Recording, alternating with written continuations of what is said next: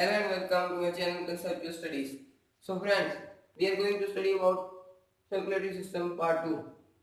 And if you like my video, please like it, share it, and if you are new to my channel, please subscribe it, and do not forget to press the bell icon so that you will get all notifications of my new future videos. So friends, it is part 2. Part 1 आपने देख लिया होगा. मैं ये चाहूँगा कि आप ये वीडियो एंड तक देखें क्योंकि हमारे इस पार्ट में ये सारा सर्कुलेटरी सिस्टम आज खत्म हो जाएगा.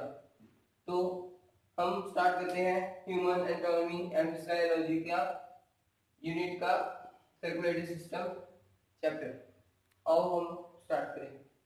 तो बच्चों आज हम क्या क्या पढ़ेंगे. Transport by blood. ब्लड क्या क्या ट्रांसपोर्ट करता है. सेलुलर एलिमेंट्स जो डायपेटिस वो वगैरह होती है मूवमेंट डब्ल्यूबीसी की. Functions of WBC. Function of platelets. Clot formation जो प्लेटलेट्स करते हैं. और ब्लड ग्रुप्स और लबडब साउंड कैसे होती है. Double circulation. Hepatic portal system. Blood pressure. Composition of lymph. Functions of lymph.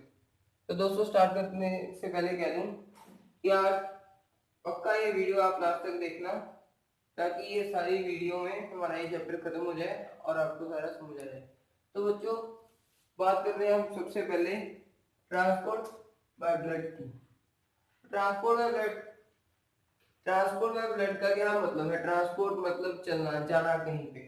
Blood जो है हमारा ट्रांसपोर्ट करता है सारी बॉडी में. इंपॉर्टेंट जो होते हैं ऑक्सीजन ट्रांसपोर्ट, जो एफिशिएंट मैटर जैसे टिश्यूज में ऑक्सीजन पहुंचाना, सभी इसके काम है. ब्लड अलग अलग चीजें हमारी बॉडी में ट्रांसपोर्ट करता है और ऐसे हमारी बॉडी वर्क करती है. वाटर, सॉल्ट्स, मिनरल्स जैसे अलग अलग चीजें ट्रांसपोर्ट होती है ब्लड से. तो इसके बाद हम पढ़ेंगे सेलुलर एलिमेंट्स. सेलुलर एलिमेंट्स पे आगे पिछली वीडियो में हमने ओवरव्यू दिया था कि क्या आरबीसी, डब्ल्यूबीसी और थ्रोम्बोसाइट्स जैसे उसको ब्लड प्लेटलेट्स को क्या कितने टाइम तक उनका लाइफ स्पेन है, कहाँ वो बॉर्न होते हैं, पैदा होते हैं. तो हम स्टार्ट करते हैं डब्ल्यूबीसी से. पहले मैं बता दूं आरबीसी का जो लाइफ स्पेन है वो बच्चों अबाउट 120 डेज है. और आरबीसी होते हैं जो वो उसमें प्रोड्यूस होते हैं bone marrow of long bones. और जो डिस्ट्रॉय होते हैं वो होते हैं स्प्लीन में, लिवर में और बोन्स में, बोन मैरो में शायद होते होंगे. प्लीज एक बार बुक में देख लेना. फिर इसके बाद जो कि है आरबीसी में नो ईआर, एंडोप्लाज्मिक रेक्टिकुलम, मतलब फ्लेक्सिबल होते हैं आरबीसीस. आरबीसीस की शेप जो है जहां मर्जी से निकल सकते हैं. जैसे ये वेसल है, इसमें से निकल रहा है आरबीसी ने, तो ये जो है ऐसे मतलब पतली आगे होके कैपिलरीज पड़ी है ना, पे पतली पतली होती हैं. तो आगे जाके इसकी शेप भी बदल सकती है. कैपिलरीज छोटे छोटे होते जाते हैं और ये कहीं से भी निकल जाते हैं. तो इसकी शेप के बारे में बात करें बच्चों तो इसकी शेप जो होती है वो होती है बाइकॉन्केव. आरबीसी की आरबीसी इसकी बाइकॉन्केव शेप होती है just like concave mirrors. Biconcave shape के कारण इसको बाइकॉन्केव भी कहा जाता है कभी कभी टर्म्स में. तो इसके बाद माइटोकॉन्ड्रिया इनमें नहीं होता, power house of the cell नहीं होता. ये खुद ही अपनी मूवमेंट वगैरह को खुद ही मैनेज करते हैं.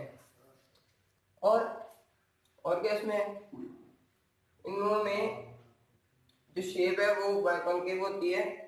और जब निकलते कैपिलरीज से जैसे मैंने पहले बताया ऐसे भी हो जाती है शेप इनकी ऐसे.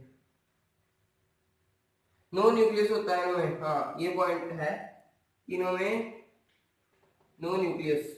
जैसे ये खाली अंदर से नहीं होता पर फ्लूइड होता है, जरूर ऑक्सीजन होती है. और ये इसमें नो न्यूक्लियस होता है. माइटोकॉन्ड्रिया की बात करी थी, मैनेज कर लेते हैं. और मैनेज करने से क्या है कि ऑक्सीजन जो है ना अलग अलग जगह पर पहुंच जाते हैं हमारी बॉडी में. ऑक्सीजन जो एक इम्पॉर्टेंट चीज है ये कैरी करते हैं अपनी ये बाइकॉन्केव शेप में, अलग अलग जगह पर पहुंच जाते हैं. इसके बाद बात करते हैं बच्चों डब्ल्यूबीसी की. डब्ल्यूबीसी हमारे मेन उनका जो होता है वो है डिफेंस करते हैं हमारी बॉडी में. कोई बैक्टीरिया जैसे कोरोना काल में कोरोना है तो हमारी बॉडी में एंटर किया तो वो भी एक बैक्टीरिया है.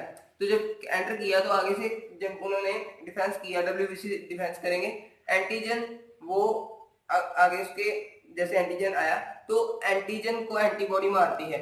आजकल उन्होंने डॉक्टर्स ने, साइंटिस्ट ने ये डिस्कवरी करने की कोशिश की है कि एंटीबॉडीज बना पाए। जैसे पेशेंट ठीक होता है एंटीबॉडी बन जाती है, उसमें कोरोना उसको नहीं हो सकता। तो एंटीबॉडी बनाने के लिए ये डब्ल्यूबीसीज हेल्प करते हैं, एंटीबॉडीज बनाते हैं। इनमें क्या कहाँ से आते हैं? ग्रेनुलर डब्ल्यूबीसीज।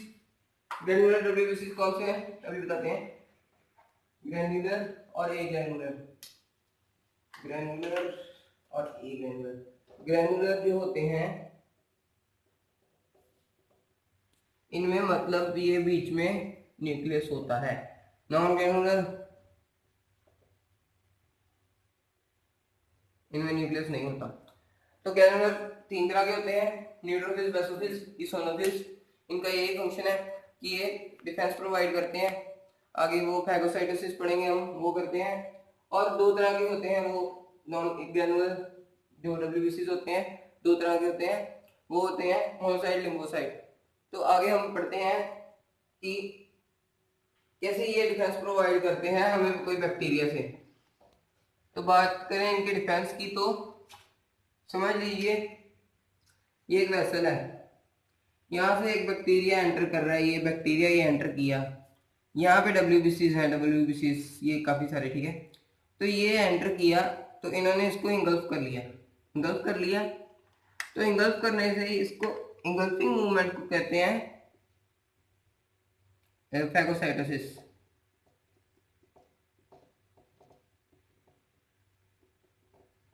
और जब इंगल्फ कर लिया, जैसे ये अब आगे का शो है पार्ट 2, इसमें ये पार्ट 1 में पार्ट 2, ये इंगल्फ कर लिया, अंदर है, अंदर है तो ये मार देंगे इसको। मार के जब यहाँ पे ऐसे करके ये इधर से बाहर निकल आता है, इसको हम बोलते हैं डायपेडेसिस। डायपेडेसिस बच्चों ऊजिंग मूवमेंट को कहते हैं। ऊजिंग मूवमेंट जो कि किसी भी बैक्टीरिया की जब मार के मौत करके ये उसको बाहर फेंक देते हैं, इसको कहते हैं ऊजिंग मूवमेंट, और ये एक्सक्रीट के साथ निकल जाता है। आगे हम बात करें फंक्शंस ऑफ डब्ल्यूबीसीज के बारे में, तो बच्चों यही थे फंक्शन जिसके ये डिफेंस करता है बॉडी में। डायपेडेसिस और फैगोसाइटोसिस जो कि यहाँ पे हमने समझा दिया आपको। इसके बाद हम आते हैं फंक्शंस ऑफ प्लेटलेट्स, जो कि थ्रोम्बोसाइट्स जिनको कहते हैं क्लॉट फॉर्मेशन करते हैं। तो क्लॉट फॉर्मेशन में आ गए बच्चों इंजर्ड टिश्यू प्लेटलेट्स, जो injured tissue and platelets release करते हैं थ्रोम्बोकाइनेस।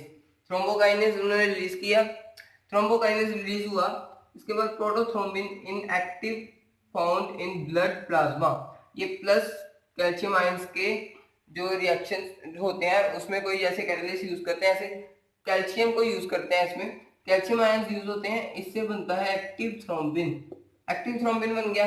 इसके बाद आगे इसकी और एक होती है रिएक्शन, फिब्रिनोजन होते हैं, फिब्रिन फाइबर्स होती हैं, फाइबर जैसे ऐसे ऐसे करके होते हैं fibrinogen found in blood plasma soluble. और प्लाज्मा के बारे में हम बताएंगे, पहले ये बोलें कि ऐसे यहाँ पर होते हैं फिब्रिनोजन, फिब्रिन इनसॉल्युबल बनता है इससे कैल्शियम आयंस की प्रेजेंस में। तो इसके बाद बन गया forms sticky network called clot. तो क्लॉट जो है आपका ये ऐसे ऐसे ऐसे ऐसे ऐसे करके, जैसे चोट का निशान, जैसे चोट जख्म हुआ, जैसे बाई चांस मुझे यहाँ पर चोट लगी, ऐसे यहाँ पर चोट लगी, तो ये यहाँ पे जम जाएगा खून। जमेगा क्यों? क्योंकि ये इसकी ये जो है प्रोसेस होगी, इससे वो जमेगा। ये थी इसकी फंक्शनिंग। तो आगे हम आए तो हमें पता चला, पहले प्लाज्मा के बारे में बात कर लें। प्लाज्मा बच्चों जो है वो ब्लड में प्रेजेंट होता है, 92% वाटर होता है, और ट्रेसेस होते हैं 1 to 2%, 4% होता है वो अदर मटेरियल, 1% होता है। तो बुक में पढ़ लेना जरूरी है, क्योंकि उन्होंने कई बार हमसे बाई चांस गलती हो गई तो आप भी बुक से श्योर हो सकते हैं। तो इसके बाद बात करें हम, ये छोड़ दो, अभी ये हो गया है, हम आगे बात करते हैं ब्लड ग्रुप के बारे में, जो कि एक डिफरेंट टॉपिक आता है निकल के। तो बच्चों ब्लड ग्रुप कौन से होते हैं? जैसे किसी का A B positive, A positive, B positive, O negative, O positive. Positive negative कैसे हुआ था इन्वेंट, ये भी हम बताते हैं। रेसिस मंकी था एक, उसका ब्लड लिया गया, तो उससे एक ब्लड का जैसे ड्रॉप की वो साइंटिस्ट करते हैं जांच पड़ताल, उन्होंने की तो निकल के आया कि ब्लड के दो होते हैं, पॉजिटिव और नेगेटिव, दो तरह के ब्लड होता है। पॉजिटिव ब्लड जो होता है बच्चों, ए पॉजिटिव, बी पॉजिटिव, ए नेगेटिव, बी नेगेटिव, पॉजिटिव मतलब कोई भी हो सकता है। ये जांच पड़ताल करने के बाद पता चल गया था उनको। तो रेसिस मंकी था, ये क्वेश्चन आता है, बाकी छोड़ दो। ये जो बेसिक चीज है कि रेसिस मंकी से ये डेवलप हुए, इससे ये हुआ कि ए पॉजिटिव आया, ए नेगेटिव, बी नेगेटिव, ऐसे नेगेटिव पॉजिटिव का हो गया अंतर। तो इसके बाद ए पॉजिटिव, ए बी पॉजिटिव। तो ब्लड ग्रुप ऑफ डोनर और blood group of recipient. Blood group of donor है ए है ब्लड ग्रुप ऑफ डोनर, ठीक है। रेसिपिएंट जो ले सकता है ब्लड, ब्लड इसका ले सकता है ए, बी नहीं ले सकता इसका ब्लड, ए भी ले सकता है, ओ नहीं ले सकता। बी जो है इसका ब्लड, जो बी है वो डोनेटर है, डोनर है वो blood group of recipient. Recipient जो है जो ले रहा है वो नहीं ले सकता, बी ले सकता है, ए बी ले सकता है, ओ नहीं ले सकता। ए बी जो है डोनर है, डोनेट करेगा, ये नहीं ले सकता, ए बी नहीं ले सकता, ए बी ले सकता है और ओ नहीं ले सकता। तो ओ जो है इसको कहते हैं यूनिवर्सल रेसिपिएंट, ए बी को कहते हैं यूनिवर्सल डोनर, सभी को दे सकता है। ओ जो है सभी से ले सकता है, ए बी सभी से। तो बच्चों इसके बाद बात करते हैं कि जो ब्लड ग्रुप है एंटीजन के हिसाब से इनको कैसे देखा जाता है। एंटीजन के हिसाब से बात करें बच्चों कि एंटीजन ब्लड ग्रुप ए है, इसका एंटीजन ए है, बुक में फ्लो चार्ट दिया हुआ है, आप उससे जरूर पढ़ना।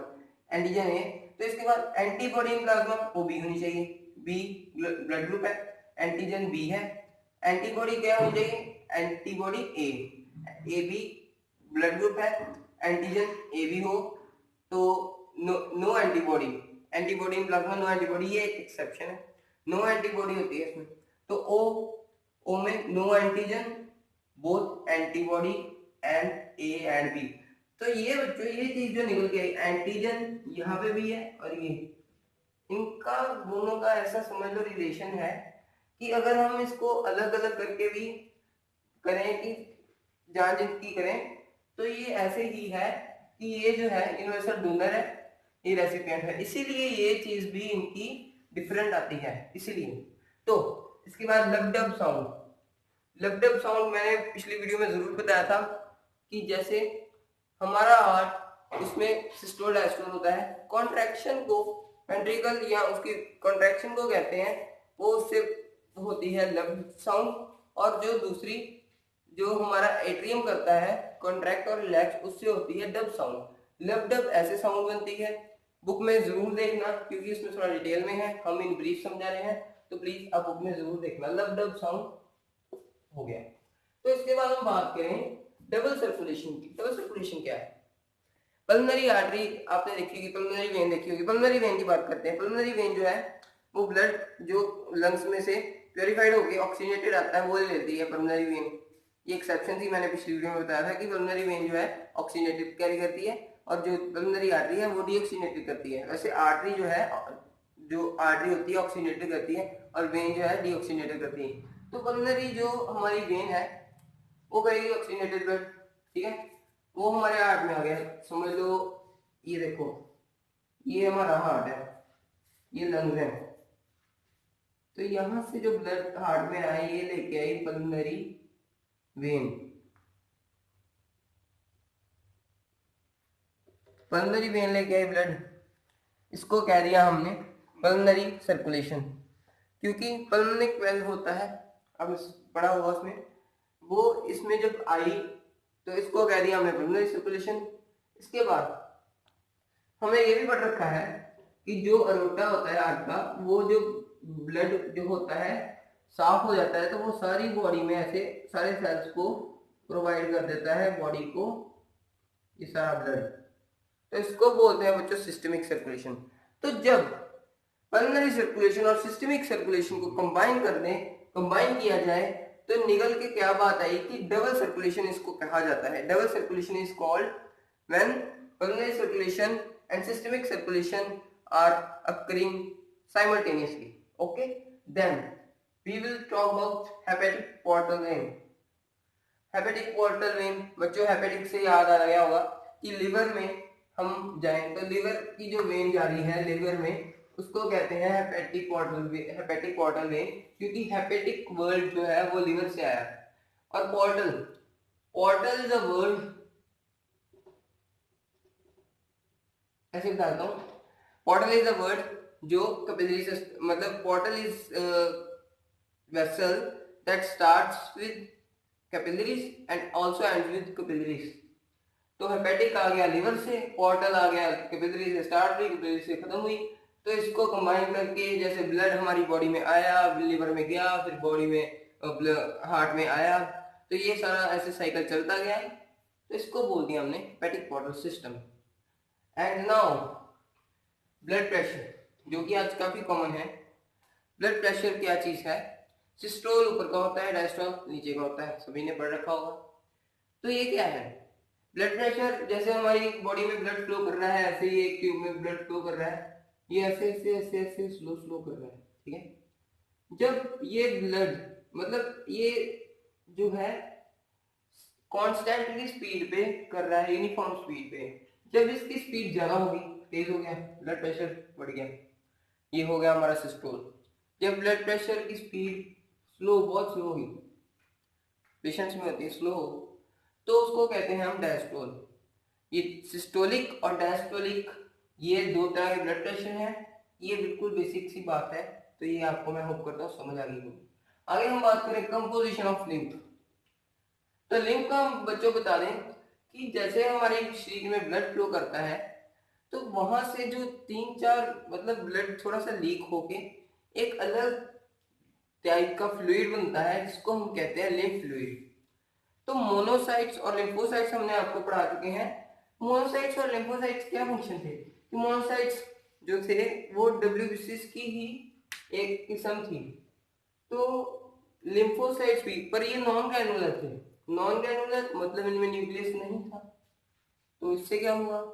नॉन ग्रैनुलर थे बच्चों, तो इसमें ये हमारी चीज निकल के आती है कि जो ये है ना डिफेंस, ये प्रोवाइड करते हैं, एंटीबॉडीज भी बनाते हैं, एंटीबॉडीज बनाते हैं, ये भी एंटीबॉडीज ये बनाते हैं, ये मतलब इन्फ्लामेशन का काम करते हैं बॉडी में। एंटीबॉडीज भी बनाते हैं, अगर चोट लग जाए, मान लो चोट लगी मुझे, तो इन्फ्लामेशन सही करना, क्लॉटिंग फॉर्मेशन, तो ये सारा क्लॉट फॉर्मेशन ही इन्फ्लामेशन, जैसे हमारी चोट लग गई तो ये वो मतलब इंजरी को सही करते हैं। ये है इसका फंक्शन, लिम्फ का फंक्शन। कंपोजिशन ऑफ लिम्फ, मैंने लिम्फ का पहले ओवरव्यू दिया है, इसलिए मैं लास्ट में पढ़ाने जा रहा हूँ कंपोजिशन, क्योंकि आपको जब तक लिम्फ का नहीं समझ आएगा तो बच्चों कैसे ये समझोगे, इसलिए मैंने वो समझा दिया पहले। तो composition of lymph, cellular part, ठीक है, वो होता है only डब्ल्यूबीसीज, mostly डब्ल्यूबीसीज, no thrombocytes. Thrombocytes क्या है? ब्लड प्लेटलेट्स, सभी ने पढ़ रखा होगा। नो सेलुलर पार्ट, और नो सेलुलर पार्ट मतलब सेलुलर सेल्स नहीं होते, solids, solid proteins, fats, carbohydrates and antibodies etcetera. Water होता है 94%। तो ये था पूरा कंपोजिशन लिम्फ का। ये जरूरी अगला पेपर में आ सकता है, एग्जाम में आ सकता है, पर मैं पहले आपको ओवरव्यू दे दूं कि जो हमारा है ना पहला पार्ट, उसमें हमारा हार्ट का जो हमने पढ़ा था मायोकार्डियल इंफेक्शन, वो होता है, जैसे बच्चे मतलब कई ने ना देखा हो पार्ट 1, उनको समझा रहा हूँ कि पार्ट 1 में जो हमारा हार्ट का हमने समझाया था, उसमें हार्ट अटैक का एक आई थी टर्म, हार्ट अटैक की टर्म को कहते हैं मायोकार्डियल इंफेक्शन, ठीक है, इंफ्रैक्शन। और जो कि हमारी चेस्ट पेन होती है एंजिना पेक्टोरिस, वो इसकी ही मतलब एंजिना पेक्टोरिस हुई, फिर बंदे को मतलब हार्ट अटैक हो गया। हार्ट अटैक कैसे होता है? जैसे ये मान लो एक आ रही है एक वेसल, इसमें जो है ब्लड फ्लो कर रहा है, ठीक है, यहाँ पे मतलब ये जो वेसल है ये भी एक इंपॉर्टेंट वेसल है जो कि हार्ट में आती है, कोरोनरी आर्टरी। जरूर याद रखना, प्लस वन जरूर पढ़ाते हैं। कोरोनरी आर्टरी ऐसे करके यहाँ पर ऊपर ऊपर बनती है मसल के ऊपर, कार्डियक मसल के ऊपर, तो उसके ऊपर बनती है। इसमें जब आ गया कोई मतलब ऐसे ऐसे करके थोड़ी थोड़ी ब्लॉकेज हुई, थोड़ी थोड़ी 2-3 दिन में होगी, ज्यादा होगी 4 दिन हो गए, तो सारे मतलब ये पूरी ब्लॉक होगी, यहाँ पे खून जम गया, खून जम गया, हार्ट की मसल पूरी है, हार्ट की मसल जो है वो काम करना बंद कर देगी, वहां पर ब्लॉकेज हो जाएगी, फूलने लग जाएगी, सारे मसल को मतलब नुकसान हो जाएगा, और ब्लड मतलब ब्लड साउंड नहीं होगी, और हार्ट जो है फंक्शनिंग बंद कर देगा, हार्ट मतलब चलेगा नहीं। तो इसके बाद क्या हुआ कि बंदे की मौत हो गई। तो ऐसे होता है हार्ट अटैक। तो मैं इससे एक सजेशन दी थी पिछली वीडियो में, ये भी कहना चाहूंगा कि मेडिकेशन का जरूर ध्यान रखें, जो कि हार्ट के मरीज हैं जरूर मेडिकेशन का ध्यान रखें। तो ये पूरा हमारा चैप्टर कंप्लीट हो गया। मैं होप करूंगा आपको ये चैप्टर पसंद आया होगा, और मैं जरूर ये भी होप करूंगा कि आपको मुझे हमारी वीडियोस को लाइक करेंगे, शेयर करेंगे और अलग अलग बच्चों तक ये मैसेज पहुंचाएंगे। हमने ये वीडियोस डालना इसलिए शुरू किया क्योंकि लॉकडाउन है बच्चों, तो कई बच्चे ऐसे हैं कि जिनके पेरेंट्स इतना अफोर्ड नहीं कर पाते मनी के लिए, फाइनेंशियल थोड़ी उनकी कम होती है, तो उनकी तरफ भी मतलब उनको भी स्टडी हो पाए, उनको भी एजुकेशन प्रोवाइड करने के लिए हम ऐसे चैनल बना रहे हैं। तो इसलिए मैं चाहता हूँ कि आप ज़्यादा से ज़्यादा शेयर करें ताकि सभी की हेल्प हो पाए और इससे हमारे भारत देश का भला हो पाए, अलग अलग तरह के बच्चे, हमारा टैलेंट बढ़ पाए देश में और हमारा देश तरक्की कर पाए। तो थैंक यू दोस्तों, मैं होप करता हूँ आपको वीडियो पसंद आई होगी। लाइक करें, शेयर करें जैसे हमेशा कहता हूँ, और हमारे चैनल को जरूर सब्सक्राइब करें ताकि हमारे आने वाली वीडियोस की नोटिफिकेशन आपको मिलती रहे। और stay calm, stay safe, stay home, stay safe. Thank you. जय हिंद।